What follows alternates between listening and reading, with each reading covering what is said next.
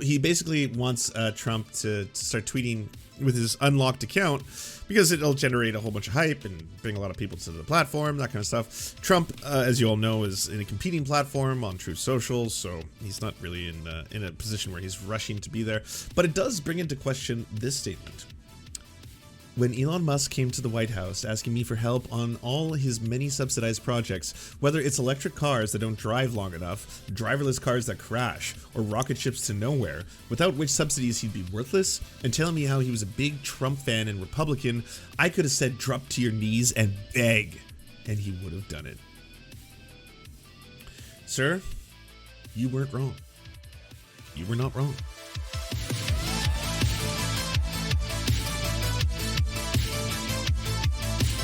How have all of your adventures on Twitter or hearing about Twitter been recently? Because Twitter is going through some changes, as you probably all know, and the culture war is centered in the very middle of it. So, we have Sam Harris, the one, the only, the Islamophobe you all know about. Sam Harris saying, is it time to let Alex Jones back on Twitter, Elon Musk? If not, why not? And then Elon Musk pipes in, stop little children and forbid them not to come unto me, for such is the kingdom of heaven. And then Kim.com says, Alex fucked up with Sandy Hook. He admitted that and apologized. He also got a lot of conspiracy theories right. If the serial liars like Biden and Trump are allowed on Twitter, then Alex Jones should not be allowed too. Please reconsider the internet in the interest of real speech. And then this is actually a genuinely sad statement. My firstborn child died in my arms. I felt his last heartbeat. I have no mercy for anyone who would use the deaths of children for gain, politics, or fame. And then Chew on Head decides, well, you know what? How do I make myself look worse than Elon Musk? I got a way. Your story is heartbreaking, but this literally is just confirmation that you're making rules based on how you personally feel about things. No shit! No shit! Wow! What a surprise! These billionaire dictators, that's how they operate. That's how they think about the world. That's how they see everything. This is the problem with the systems that we have. Of course, did any of you believe Elon Musk for a second when he was like, I'm bringing free speech back? It's like, no, I'm just gonna do what everyone finds me most epic and the memes, and also, I'm kind of right-winger now, so I'm gonna bring all the right-wingers back. Also, the hate speech is going to be allowed to fucking go wild. Have at it. It's an open free ground for you to play on. No mercy for. Okay, Mr. Merciful Billionaire God, can you just run a website? Like, there are war criminals in here. Now, I will agree. Okay, I will agree. Shu, this is true. It is weird that we will censor someone because they say a couple naughty words, but then we let war criminals on. I don't think war criminals should have platforms. I don't think war criminals should be allowed to be amplified by the AI algorithm. So yes, I am for getting the official George Bush account taken down. Let's do that. Now, the problem you might find if you do this is that almost every single US president ever, including existing ones like Joe Biden, are war criminals in one way or another. I mean, both in the things they've done in the past and the things they're doing in the present. So at which point, yes, there probably wouldn't be any presidential accounts. But hey, maybe we should go forward with this. I'm fine. All right. If you're a war criminal, no platform for you. We can make that decision. But two things can be simultaneously true. It can be real that Elon Musk is has POV syndrome, like all billionaires seem to, and has extra POV syndrome that is amplified by this app because he is now in the center of it. So he's like, hey, based on my own feelings, you're good, you're bad. There's not really going to be a standardized terms of service, if you will. It's more just, hey, I'm fine with bringing a person who wants to upend American democracy and basically try to have a coup of the entire democratic process. I'm fine with that. That can go on. Vox Populi, you know? But Alex Jones, that's a no. That's a no for me. I'm okay with this. I don't think Alex Jones should be amplified by these very powerful systems into the hand of millions of people in the audience. That's true. But goddamn, if we're going to ban them, let's ban them all. Tesla megapacks are highly effective in addressing electricity demand spikes that cause power outages. It seems like a very normal tweet compared to what he normally tweets. Experience what you get and what you didn't get, what you wanted, says Igor. Fanaticism is always a function of repressed drought. Dune. Hope all judgy hall monitors stay on other platforms. Please, I'm begging you. Namaste. So, we have a 4chan thread in the form of a human. A 4chan thread personified. That is Elon Musk. He has, under our current system, become the world's richest human. Not for long. It's going to be dropping to Bezos very shortly. Actually, that's already happened. Never mind. Sorry. Second place. So basically stating, hey, I know a lot of stuff has been kind of wild and or zany on this platform. But hey, can y'all stop being SJW snowflake cucks just for a little while? Can y'all just chill out? This place is not for the SJW snowflake cucks. Let's just say that, okay? They're not allowed in here. Elon Musk interacting with sycophantic right-wing influencers this weekend, a thread, and this is Matthew Gertz, the person who unfortunately was smeared as Matt Gaetz because of the name, at Matt Gertz. That was kind of a funny moment. Anyways, has this thread for us. So, this is Elon Musk with Tim Young, American Greatness. CBS News, we aren't biased. Also, CBS News, now that Elon Musk reinstated Trump, we can't be on Twitter anymore. Cat turd number 2. Love. This is the guy who's got a fart smelling fetish. Love him or hate him, Twitter is a million times better and more fun since Elon Musk took over. One thing is for sure, it's not boring. Are you not entertained? Buzz Patterson, Red State. Trump poll was a bot trap. I love this guy. Wink. Babylon B. Republican Party staves off red wave. Lol, but actually. Matt Tabibi, sorry. The New York Times says Americans don't deserve Donald Trump, but the Times sure does, especially after winning a Pulitzer for the story botched across the years. Raheem Kassam, the National Pulse. Look at this totally organic and not at all coordinated attempt to destroy Twitter. Tom Fitton, Judicial Watch. Kim.com. Kanye West. Twitter is to Musk as Fox was to Trump. How did you miss Ian Miles Chong? Or did it just not end here? Oh, he's on Ian Miles Chong replies all the time. But so Twitter, Elon has turned into his own personal playground, obviously to the detriment of the company. Not only did they shave off a large amount of the staff, but the bigger problem being that they wouldn't have been able to retain that staff even if he hadn't done that. If he hadn't done that move and also bombed all the advertising revenue in the same process, then yes, you would basically have to pay out of pocket. And Twitter's quite expensive to run. It's about $120 million to operate every month. So if you don't meet close to the $120 million, well, you got to pay the $120 million. But I guess the idea being we shave the staff, get rid of half the staff, and then a whole bunch more have quit. So we're getting down from 7,500 to the kind of 2,000 range. Fun. Thanks to labor laws in Europe, the staff of a lot of the European based Twitter HQs have basically kept the lights on for everyone else. So thank you, Europe. That was not for long, though. It's over. Twitter France's head quits amid layoffs. Twitter's head of French operations, Daniel Vier, has said he's quitting the social media platform, whose new owner, Elon Musk, recently fired top executives and forced steep job cuts to the company. It's over, Vier tweeted on Sunday, thanking his team in France, which led to the last 7 years. C'est fini, it's over. Fierté, honneur et mission complete. Fealty, honor, and the mission is accomplished. Au revoir, goodbye, Twitter France. What an adventure. What a team, what a bunch of encounters. Thank you for all the last 7 years. They were incredible and intense. Work hard, play hard. Oh, Captain, my captain. Love where you worked. Veal confirmed that he was leaving Twitter in a separate message to Reuters. He didn't elaborate on the circumstances of his departure and declined to say how many people Twitter employed in France, either before or after Musk's takeover. Labor laws in France prevent companies from firing permanent employees overnight. France-based companies, see, that was the biggest change between the two teams. In America, it was just like, bye. And then in France and a lot of other countries in Europe, it was like, we can't do that. So yeah, and we're gonna basically have to have the rest of our contracts play out because they have better worker protections in Europe than they do in America. They also have to respect certain notice periods depending on the nature of the dismissal and the seniority of the staff. For dismissals affecting employees within 30 days, companies must also allow certain procedures which entail informing staff and representatives and the Ministry of Labor. Twitter has been a bumpy ride since the world's richest person took charge. It has cut staff globally to about a half, while Musk has raised the possibility of the social media platform going bankrupt. He recently told employees they have to stay on working long hours at high intensity or take a severance package of 3 months' pay. Elon Musk might be the richest man in the world right now, but that doesn't mean that he's protected from bankruptcy. The outages are going up? Right Let me now, look it up. Forbes peg Elon Musk's wealth at just under $200 billion. Now, that's certainly impressive. After all, he's one of only 3 people to ever see their personal wealth exceed $200 billion.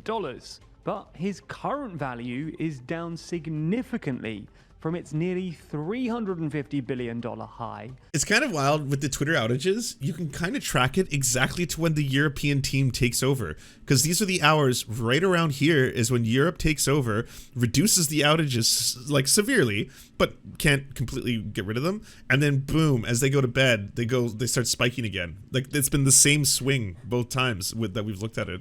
In summer 2021. Now, that's in part due to the recent chaos with Twitter, as well as ripple effects that's having on his other businesses like Tesla and SpaceX. So let's dive deep into Elon's finances and his businesses. let's examine what makes him the world's richest person and the series of events that could lead to it all coming tumbling down.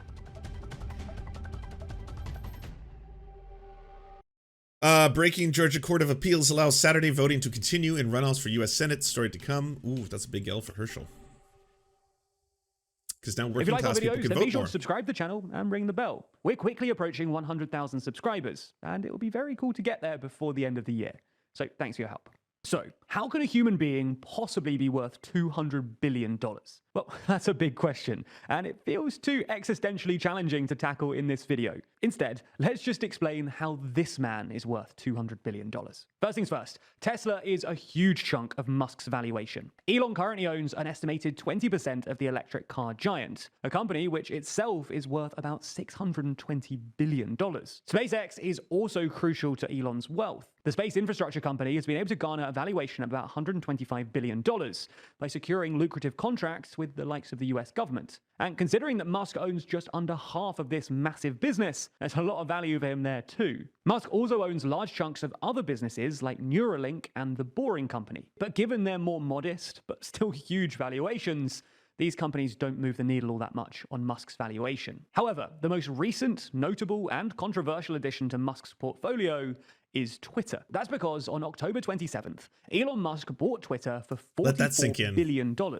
One of the largest $9 billion tech company for 44. All time. Right now, though, it looks like the company is worth a lot less than Musk paid for it, with some even calling Musk's acquisition one of the most overpaid tech acquisitions in history. In fact, Musk even seems concerned. He said, "World's richest human."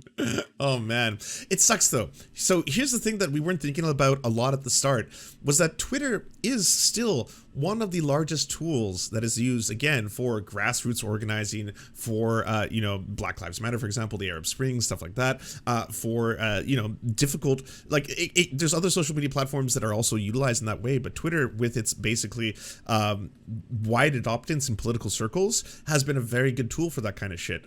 And that is something that is going to be destroyed by the clown man being at the helm. So that is to the benefit of people who would look to see those kind of movements be suppressed. Like your Peter Thiels, for example. For him, he's sitting back and being like, oh yes, oh, you're so bad at your job. You care so much more about the likes and the retweets. You're a poster. You're addicted to the very site that you're fucking in the center of. You're the main character now. Fuck me.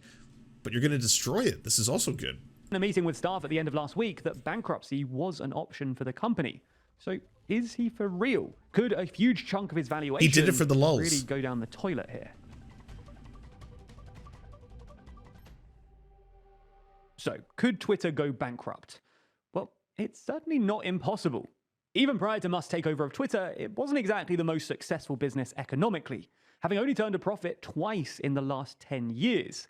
And even those modest profits might not be enough to keep Twitter afloat, and that's due in part to how Musk actually purchased the platform. That's because, using leveraged buyouts, Musk saddled the company with about $13 billion worth of loans during his purchase. Essentially, this means that while banks loaned Musk $13 billion to buy Twitter, those loans were based on the value of the platform he was buying. It also means that ultimately Twitter is liable to pay off those loans, not Musk. That's a lot of debt to put on any company, but especially one like Twitter, which fails to make a profit even without new exorbitant loan repayments. Repayments which are expected to come in at more than $1 billion a year. So somehow Twitter now not only needs to begin making a consistent profit, but also needs to make... Now, I hear what you're saying, Musk fans, weird nerds. I see you all quartering, jumping right now. No, right in front. Well, I'm just going to say this to all of you.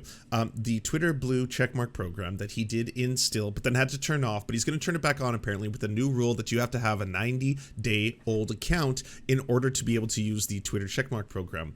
And trust me, not a single troll on the internet has more than one account on Twitter. Not one of them. So what could go wrong as you do the program again, and then all of a sudden all these fake accounts? I'm so excited. I can't wait. I think, what is it, November 27th? Couple more days, baby, and the checkmark program is back. Hell yes. I mean, what companies are you going to crash now for the low cost of $8? Who are you going to crash? Who's it going to be? What major corporation do you want to destroy the next day? For $8, you can do it. You will have the power to buy it. Granted, you have an account that you've already had for over 90 days. But if you have it, enjoy.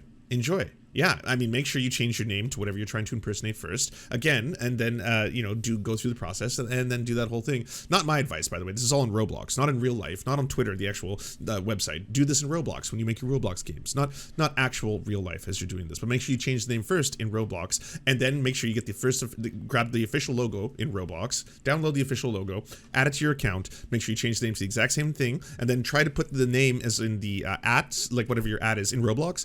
Make sure you put that to almost the same name. Maybe put O's and zeros, easy ones to switch, ones for L's, stuff like that in Roblox. And then when you have your parody account, you can see which major corporation you can tank just by saying factual statements, like insulin should be free. So by saying insulin should be free, if they lose and haven't recovered billions and billions of dollars worth of revenue, holy shit, for the low cost of $8 in Roblox, you can make this happen.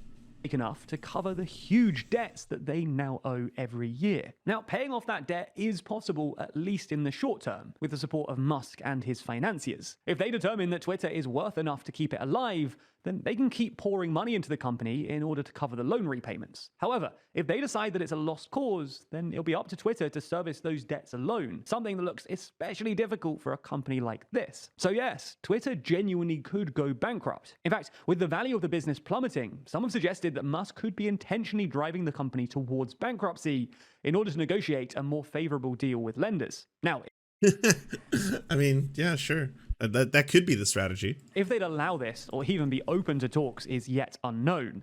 But irrespective of whether bankruptcy is some sort of secret objective for Musk, it certainly seems possible. Now, if Twitter did go bankrupt, not only would Musk have potentially overpaid for the company, but he could possibly just lose it all. And if that happened, it would take a pretty major chunk out of Musk's valuation. But fortunately to him, losing Twitter would be nothing compared to if something happened to SpaceX, or even more worryingly, Tesla. Fortunately for Elon, though, everything's fine over at Tesla. Check out Tesla dropping below $200 a share for the first time since last May. An automaker could be due Tesla's for even more losses. I even think maybe it's not could, but is due for more losses.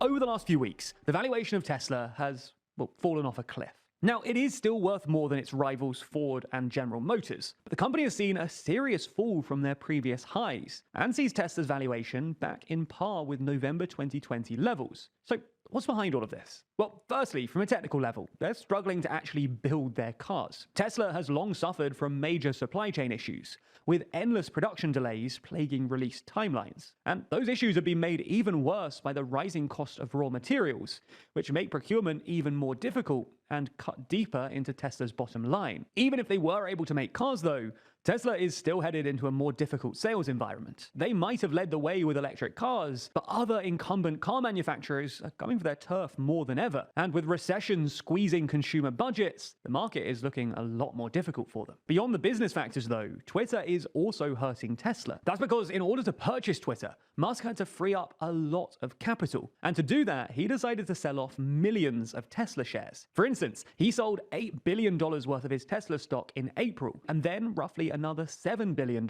in August. Now, ordinarily, when a company's owners sell off billions of dollars worth of shares, that worries the market. Investors begin wondering what the owners know that they don't, and begin to question whether they ought to be selling too. However, in April and August, the markets were surprisingly calm about Tesla. With the cover of buying Twitter, Elon had a great excuse for selling off Tesla stock. What would ordinarily be a confusing and worryingly large sale just made sense. The markets didn't freak out, because they knew why Musk was making the sale. Not because Tesla was in hot water, but because he needed the cash for Twitter. To reassure them yet further, Musk also promised that the sales were over, and that he wasn't planning to divest any more of his Tesla holdings. So markets were understandably spooked when Musk backtracked and sold another $4 billion worth of Tesla stock. The markets reacted poorly because any explanation looks bad for Tesla here. Either A, Musk sees issues at Tesla and is using Twitter as an excuse to offload yet more stock, or B, Musk really needs more money to prop up Twitter, which suggests that the ailing social platform could continue to be a drain on both Musk's time and money, which further endangers Tesla's future. Either way though, the markets reacted poorly to the announcement, and Tesla's value has continued to fall, which, considering how much of Musk's net worth is tied up in the company, ought to be a fairly major concern for him. Now, all of these issues really ought to be taken with a pinch of salt. Musk might be in an increasingly difficult spot right now, but we don't need to start a GoFundMe for the world's richest man just yet. That being said, his time as the world's richest person could be about to come to an end. If bankruptcy becomes a reality at Twitter, that would wipe a huge amount off Musk's valuation. He may have been able to hedge against some of the risk by assigning much of the borrowing against the company rather than himself, but Musk still owns 82% of Twitter, a company which is already worth 40% less than what he paid for it. It's not Twitter he needs to worry about though, because the issues at Tesla are a lot more concerning. That's because with Tesla's valuation sliding, a big chunk of Musk's personal value is also beginning to slip off a cliff. So much so that Musk is now $74 billion poorer than he was in the spring when he first announced his $44 billion acquisition. So while Musk might not need to worry about personal... Wasn't $6 billion the amount of money that was calculated to be able to solve world hunger for a year? It was like, hey, if you give us $6 billion, Elon, we can solve world hunger for a year. And he's like, okay, fine, and then never did it.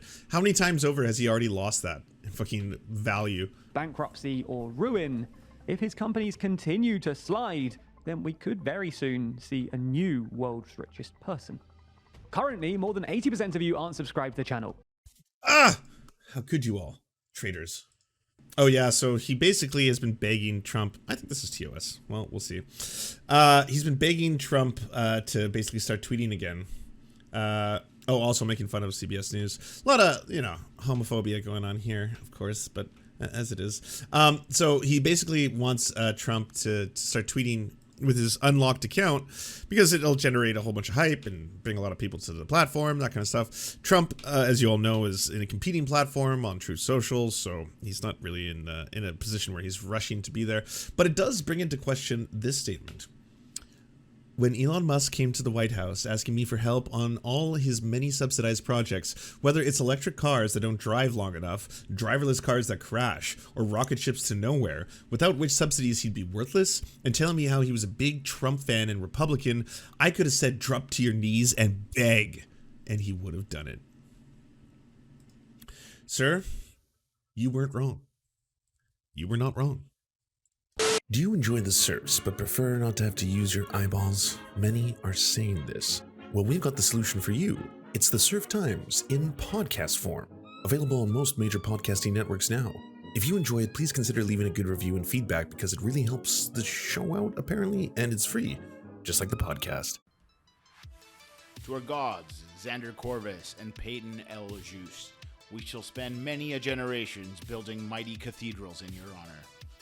To our monarch, Tom Spiker, we are but your oafish jesters, here to offer you a laugh at any opportunity.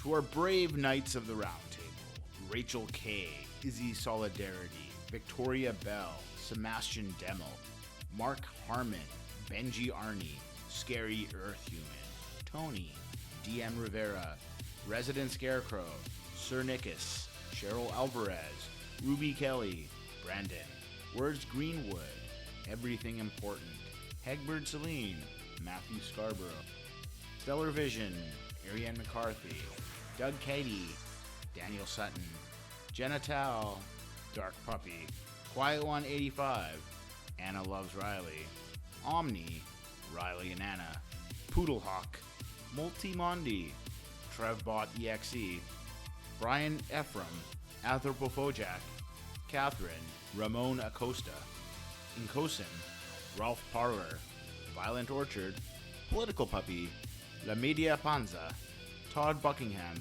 and Todd La Jeunesse. We salute our valiant heroes off to fight injustice everywhere.